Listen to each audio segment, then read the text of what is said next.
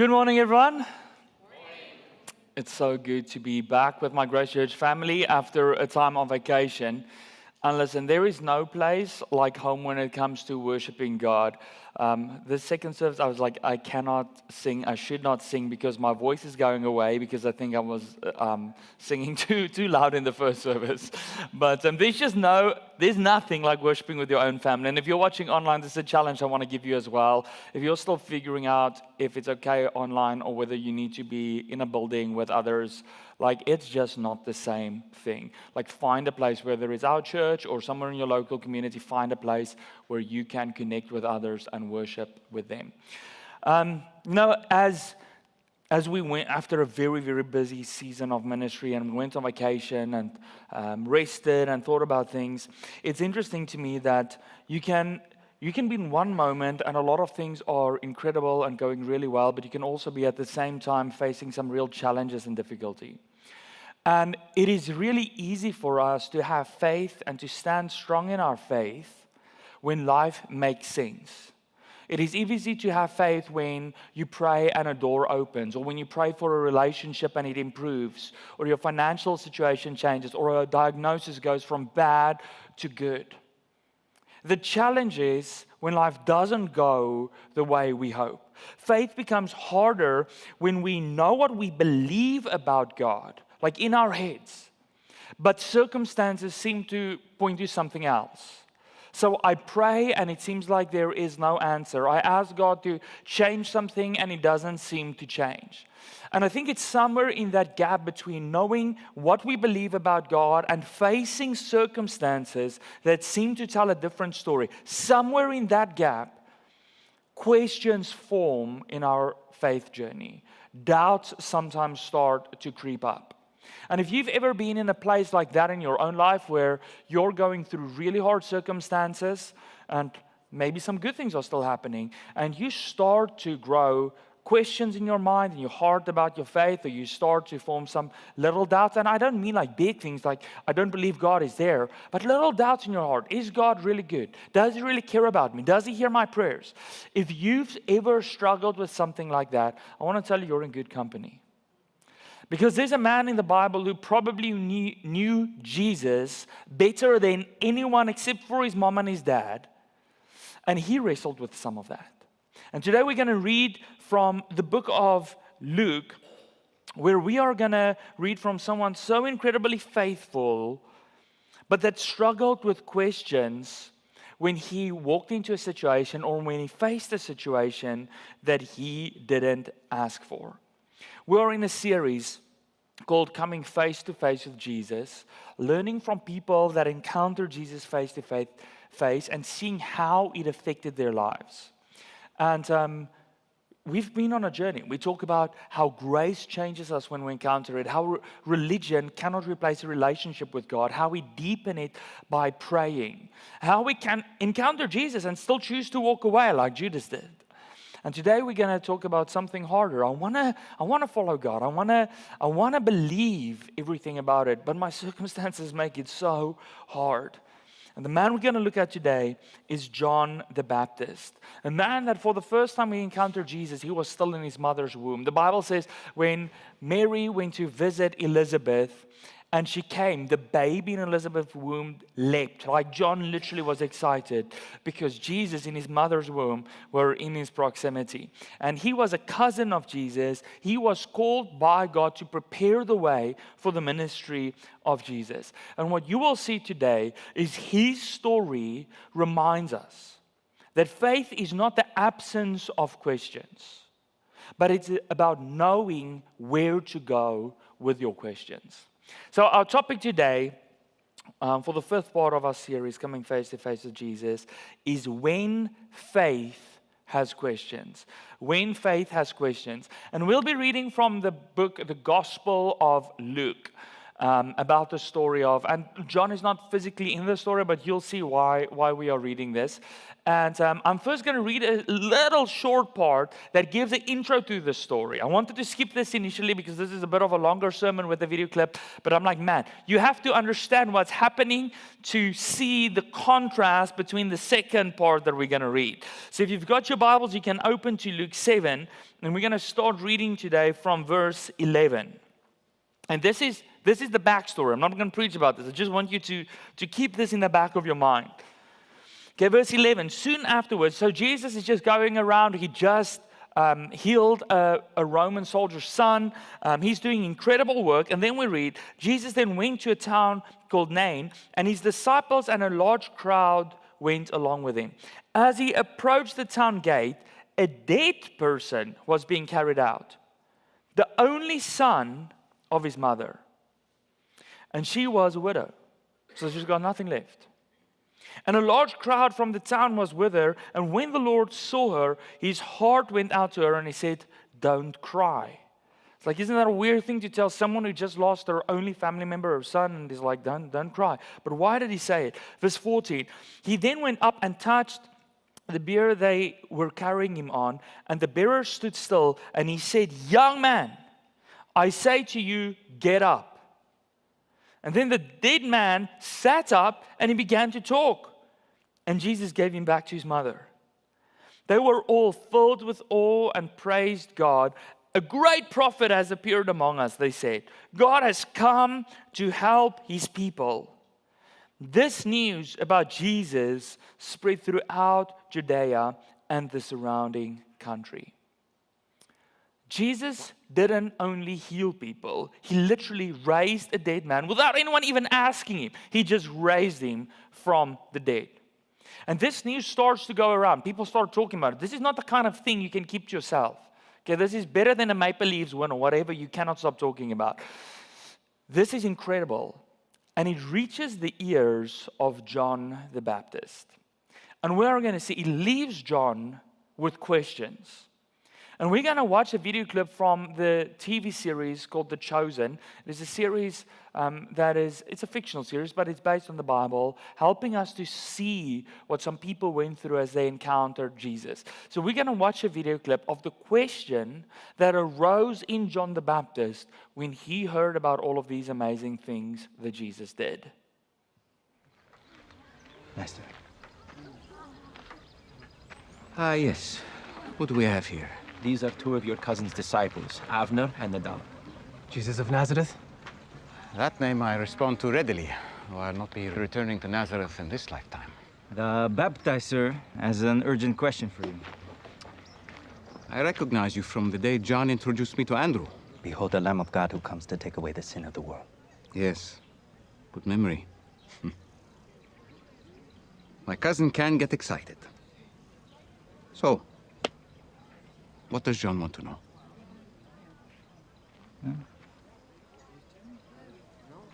Simon brought us in haste. This isn't appropriate here. We can talk later. Sam? I actually think now is the perfect time. Who here has experienced John the Baptizer in some way?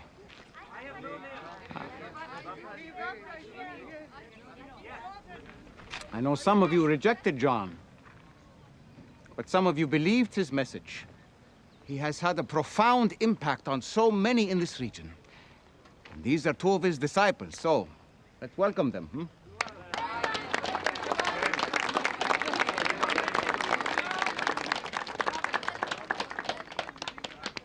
Some of you may also know that John is currently imprisoned by Herod in Machaerus. I think it would be instructive for us to hear what's on his mind in the midst of such challenge. It's a difficult question. It might be better privately. It's fine. This is healthy.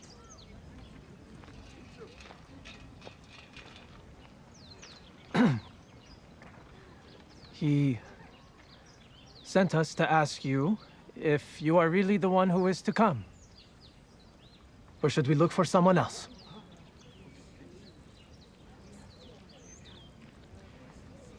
Say that last part again. should we look for someone else? For those of you who could not hear, John the Baptizer, my cousin, who has prepared the way for me, is now questioning if I'm the Messiah, or if maybe we should keep waiting. John is getting impatient, yes? It's one of his quirks. He has been in prison a long time. Word reached our ears about what happened in Nazareth. That you said the Spirit of the Lord is upon you to proclaim liberty to the captives. If you say you are here to free prisoners, then why does he remain? He rightfully wonders why you would allow his entire ministry to be halted by an impostor king. Proclaiming liberty to the captives can mean more than just freeing inmates. There are many kinds of captivity that keep people. Is that what we're supposed to tell him? No, that's just for you. We heard our former comrades Andrew and Philip have gone to the Decapolis. Is that where you're planning to launch the revolution to overthrow Rome? I have something in mind for the Decapolis, and it will be revolutionary, but probably not in the way you're thinking. What are we supposed to report back?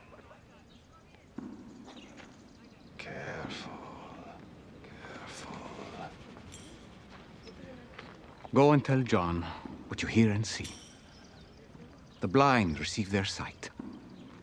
The lame walk. The lepers are cleansed. The mute speak. And the poor have the good news preached to them. And blessed is the one who is not offended by me. I will always be offended by blasphemy. As should all of you! So what happened to his daughter? You know this isn't blasphemy. I did not see what happened. Your supposed rabbi disrespected me as a holy man. Another sign of his evil spirit. And I also don't know any of the details that happened. He is hiding something.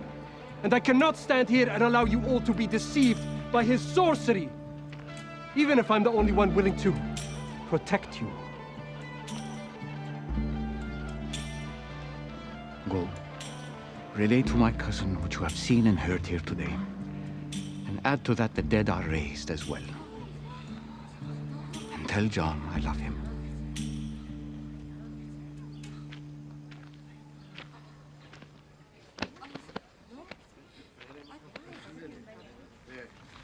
Did my response to the baptizer's disciples sound to any of you like a rebuke? Yes. I can always count on you, Nathaniel. Many of you were baptized by John. I myself was baptized by him. You heard how strong he was, how passionately he believed. And yet now, even he has questions. When you went to the wilderness to see him, did you expect to see a reed shaken by the wind? Someone in fine clothing, like those in king's courts? Or did you go to see a prophet? Prophet! A prophet, yes. And I tell you, John is who Isaiah and Malachi spoke of. What did they say, Big James? Behold, I send my messenger before you, who will prepare the way before you. Yes, and this should tell you something. Among those born of women, none is greater than John. And even he has questions. Another demon-possessed blasphemer. And you call him great. He called your religious leaders, your men of God, vipers!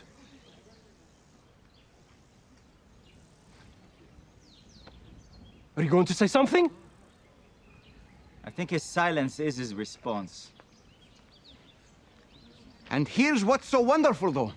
None are greater than John here on earth. In the kingdom of God, the one who is the least is even greater than he. And John himself would say the same. So please, listen carefully. Do not waste the time right now to hear the truth that I have for you. The kingdom of heaven is at hand.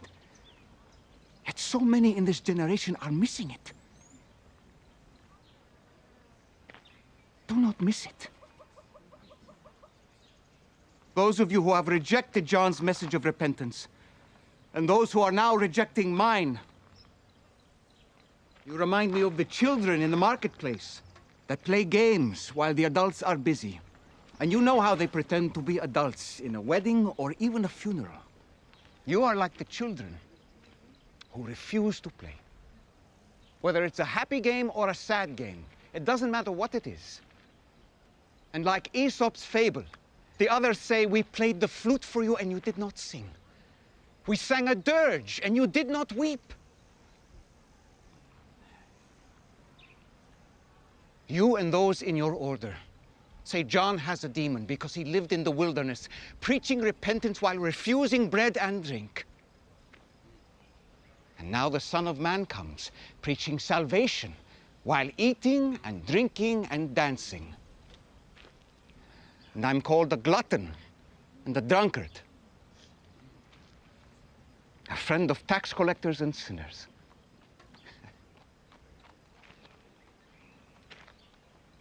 It doesn't matter what is put in front of you. You will reject it. Beware of this. Wisdom means nothing if it's not acted on.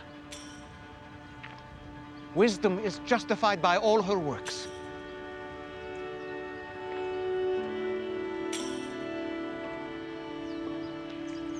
As you see what is happening to those around you, as you see the lives being changed by repentance and salvation, do not ignore the evidence of the kingdom of God.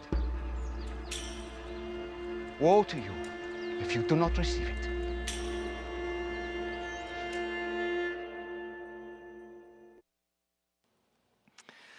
Let's read how the Bible tells that story, and we're going to continue reading from Luke 7. We started in verse 11, and we are now at verse 18. Verse 18, John's disciples told him about all these things. Calling two of them, he sent them to the Lord to ask, "Are you the one who is to come, or should we expect someone else?" When the men came to Jesus, they said, "John the Baptist sent us to you to ask, 'Are you the one who's to come, or should we expect someone else?'" And here it says John the Baptist. In the clip, they said John the Baptizer, but same guy. He wasn't a Baptist of the Baptist denomination. Okay? He actually baptized people. So, but verse 21. At that very time, Jesus cured many who had diseases, sicknesses, and evil spirits. And he gave sight to many who were blind. So he replied to the messengers, "Go back and report to John what you have seen and heard. The blind receive sight, the lame walk, those who have leprosy are cleansed, the deaf hear, the dead are raised, and the good news is proclaimed to the poor. Blessed is anyone who does not stumble on account of me." After John's messengers left, Jesus began to speak to the crowd about John. "What did you go out into the wilderness to see? A reed swayed by the wind? If not, what did you go out to see? A man dressed in fine clothes? No, those who wear expensive clothes and indulge in luxury are in palaces. But what did you go out to see? A prophet? Yes, I tell you, and more than a prophet. This is the one about whom it is written, 'I will send my messenger ahead of you who will prepare your way before you.' I tell you, among those born of women, there is no one greater than John. Yet the one who is least in the kingdom of God is greater than he." So John hears what Jesus is doing. He hears about all the miracles, and he specifically heard about what we read in verse 11, how Jesus raises a dead person. And then he sends two of his people to Jesus and is like, "Ask Jesus, I want a straight answer. Are you the Messiah? Are you the one we were awaiting? Are you the Son of God coming to save us, or are you not? Yes or no?" And what is strange to me is, why would that be his response to hearing that Jesus is doing all these miracles? Wouldn't dead people coming back to life wouldn't that be a logical reason to conclude that Jesus is different? He is God. Yet, John asks these questions, and what's even more strange than that is the fact that John wasn't an outsider asking these questions of Jesus. He was as inside as you could be. Okay, we read there, Jesus said, He was the one who was sent to make the way for me. When Jesus stood before John, he literally saw that at the beginning of the clip. They speak about it. He pointed to Jesus and said, this is the one I was talking about. Then he baptized Jesus. After Jesus came out of the water, a dove descends on Jesus, the Holy Spirit. And then the voice of God the Father speaks and says, this is my son. John literally hears the voice of God. Like, if you want clarity that this is the Messiah, you cannot ask for more clarity than that. Like, he's got everything he needed to believe that Jesus is who he said he was. But I think what is important for us is to not just look at the question that John is now asking, but look at where John is asking the question from. Okay, John is not sitting on a beach somewhere, sipping margaritas and enjoying his life. He's not in the desert preaching for people to repent and return to God. John is in prison, and not because he stole something, not because he killed someone. He's in prison because he called out the queen. Because he said, like, you guys are doing something that's evil in the sight of God. And he's sitting in prison, an innocent man. See, and John had a specific understanding of the Messiah who was to come. He spoke about it, and you read about it in earlier in Luke. But he understood that when the Messiah came, he would bring judgment and punishment to evil people. And listen, if you don't know the Christian God, this is super important for you to understand. God is both love, but He's also righteousness. And you cannot separate the two. You cannot be like, oh, I want a loving God that cares about me. But like, we don't want a God who brings judgment and would actually leave people, if they choose against Him, to go to hell. You don't have that choice. You cannot make that choice. The Bible doesn't afford us that choice. God is love, and He gives us a way to be saved, but God is also righteous. He's a holy God. And that was John's understanding predominantly, that Jesus would bring God's righteousness. He would smite the evil people that were in charge. And yet, He's in prison. And the sinners are running the country. And Jesus is on this do-good campaign. Instead of raising an army and bringing heaven's fire to all the evil people, Jesus is on a do-good campaign, healing people, even Romans. He's even helping the Romans that was like the enemy, and He's preaching. It's like, where is the wrath of God? But I think another question that we don't read about, but I think that would have been a very valid question to live in John's heart, is if Jesus can raise a dead man, why am I still in prison? Because John knew the Old Testament. He would remember the stories of Joseph that went to prison and how God got him out of that. He would have remembered the story of Daniel that was thrown in a pit full of lions and they didn't touch it. He would have remembered the story of Shadrach, Meshach, and Abednego that was thrown in a flaming furnace and they walked out without even smelling like smoke. Why is he still in prison? Why can Jesus help others and not him? You see, his circumstances were making what he believed harder to hold on to. And that's the same for us. Our circumstances can fill our faith with questions and doubts.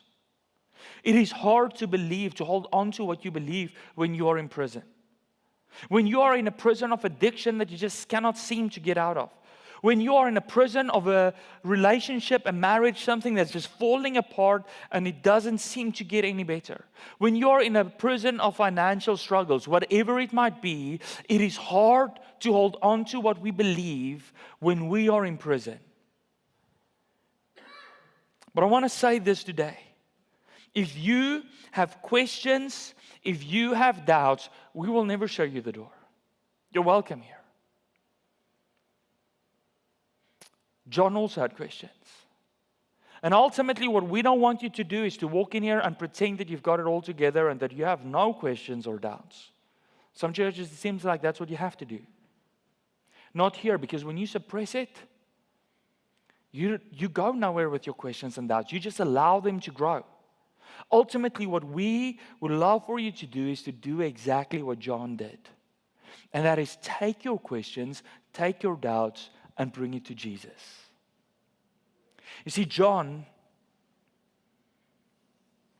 He had valid questions.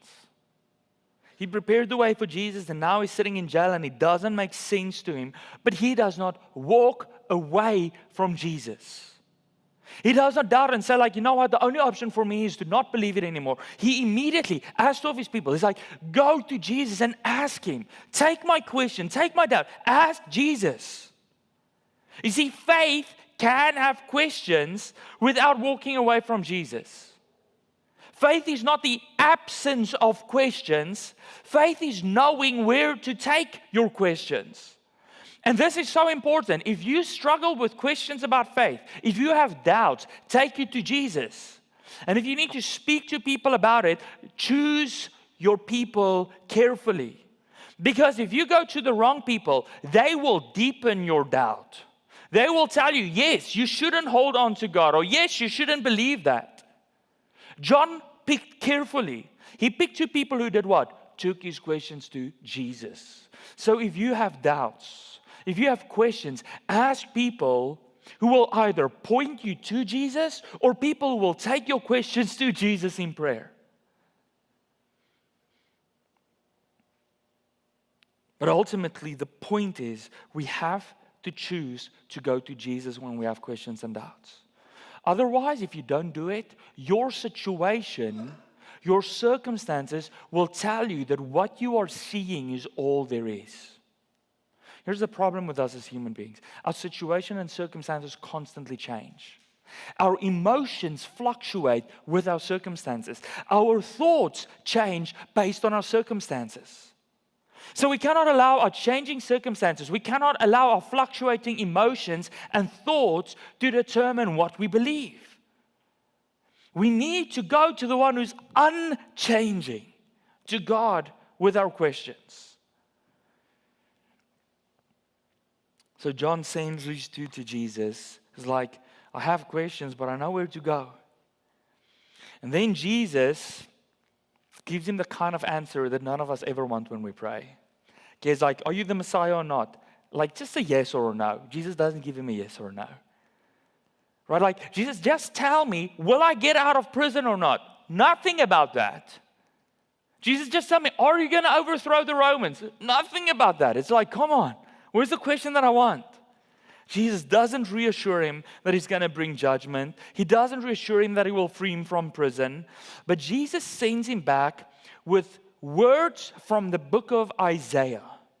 See, in Isaiah, hundreds of years before, there was a prophecy about who and what the Messiah will be and what he will do.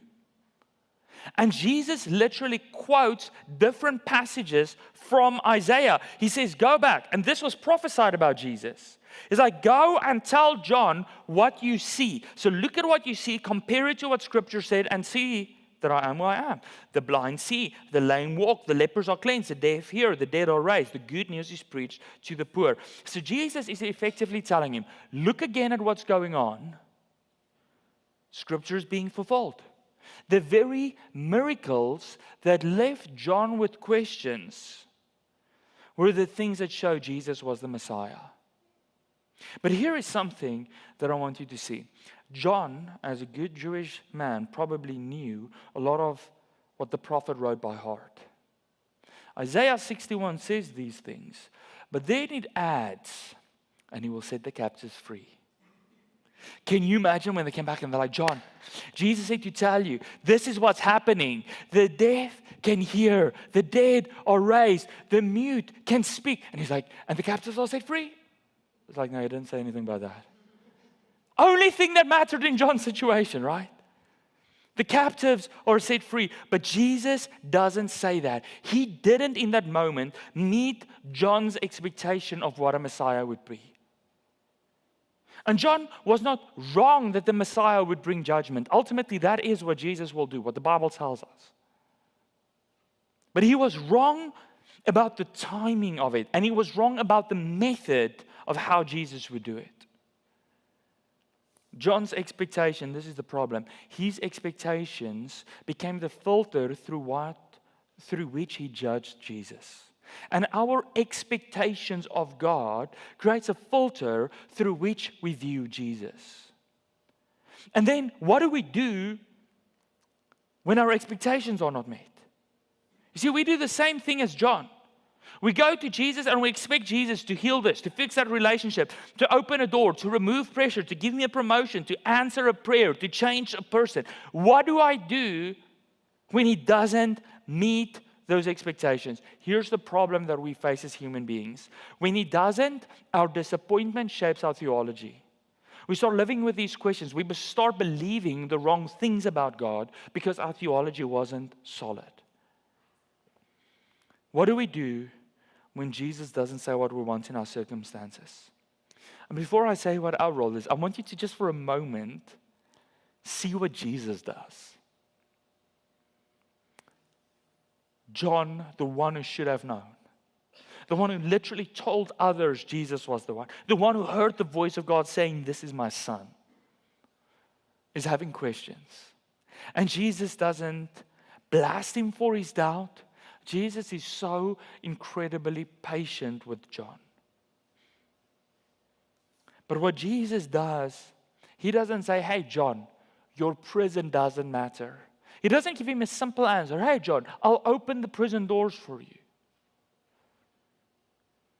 Jesus says, "John, do not let the prison make you forget who I am. Do not let your prisons make you forget who God is." With the answer that Jesus is giving him, Jesus is saying, "John, your eyes shouldn't be on your prison, your eyes should be on me. Look at me. That is where your answer lies."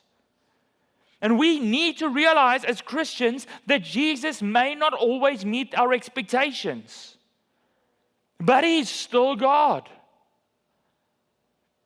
And He may not do for us what we would want a deliverer to do, what we would want Him to take away. He might not heal what we ask Him to heal, because maybe He deems it best for His power to be made visible in our weakness. Maybe He sees best for you to learn how to love your enemies. So He gives you some enemies. Following Jesus means you will not always get what you want. It means sometimes you will get the unexpected, because Jesus doesn't always do what we want. He doesn't always go the way we want Him to go, because He's God. And He's so far, the Bible says, so far beyond what we can even think or pray for or imagine. He's beyond your scope of rationality and reason. But then, verse 23 lands. So Jesus says, "Go and report this to him." But then He says, "Blessed is anyone who does not stumble on account of me." Why did Jesus say that?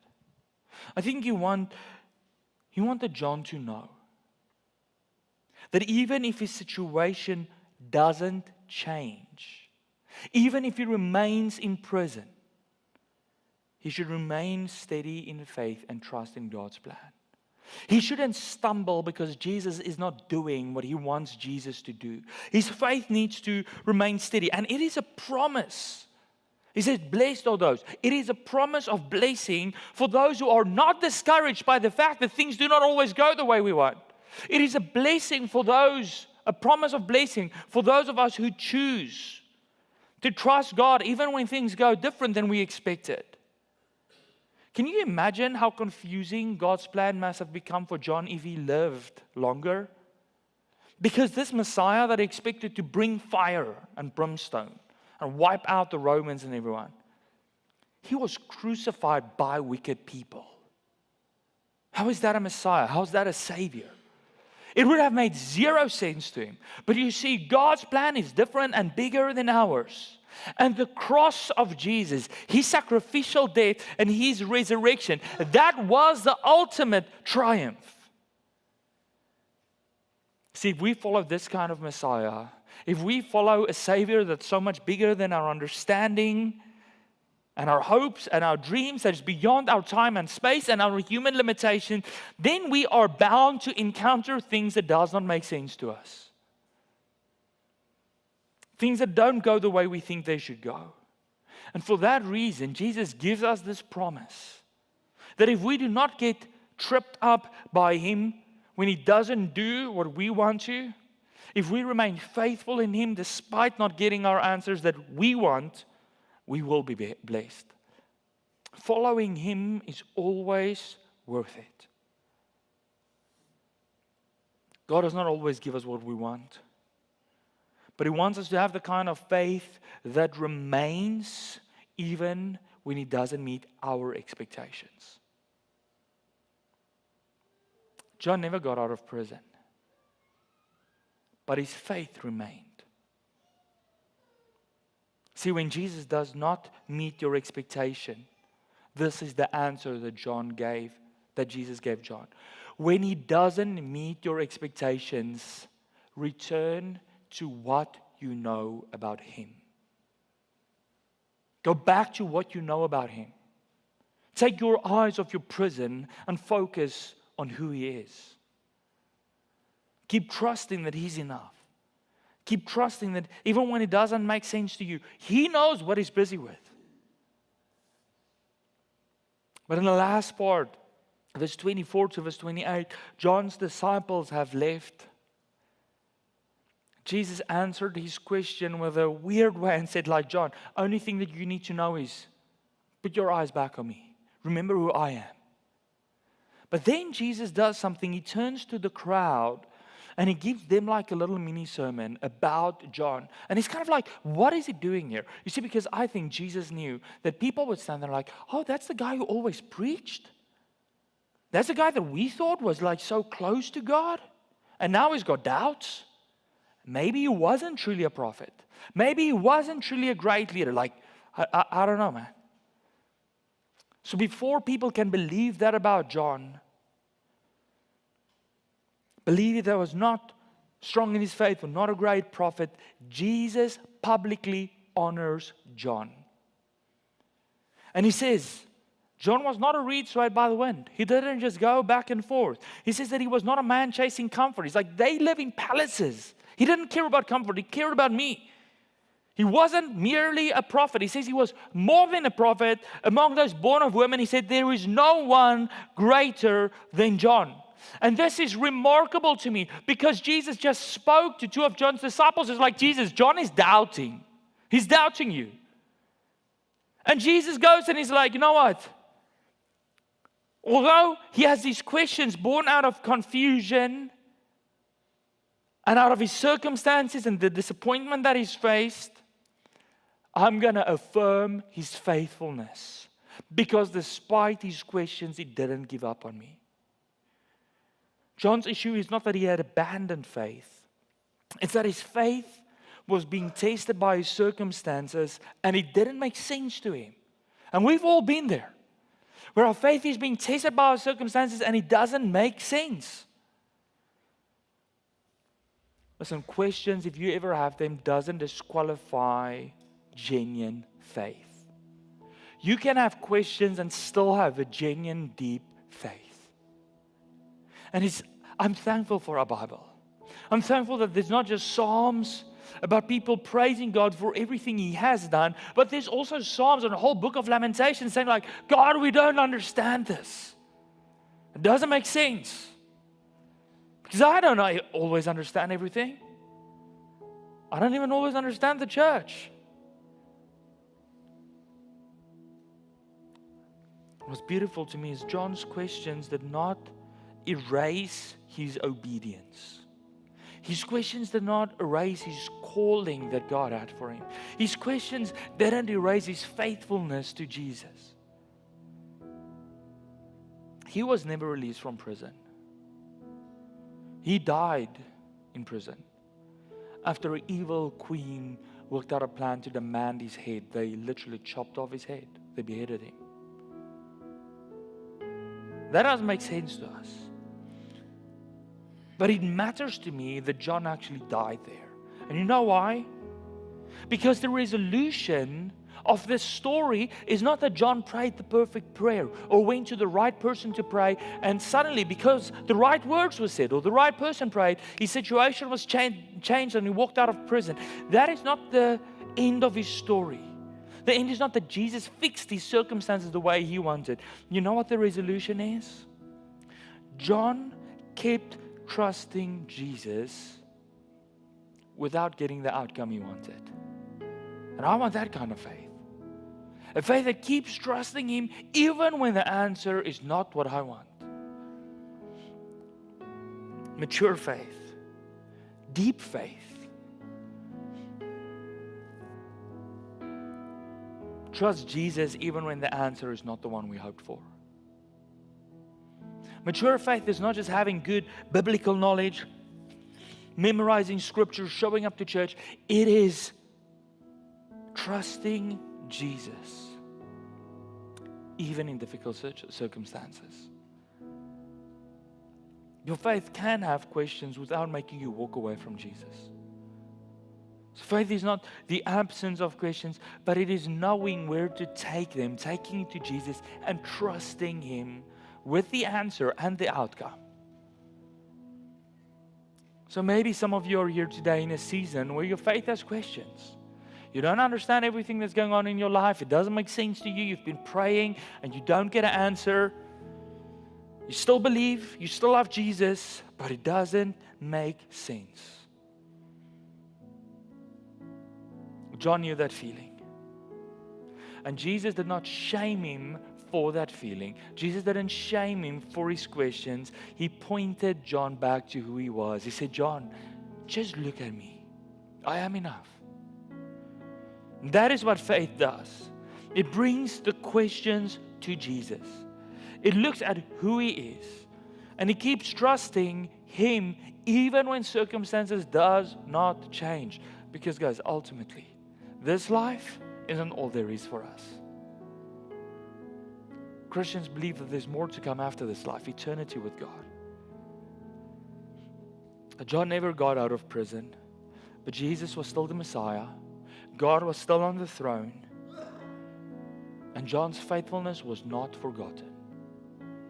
So bring Him your questions.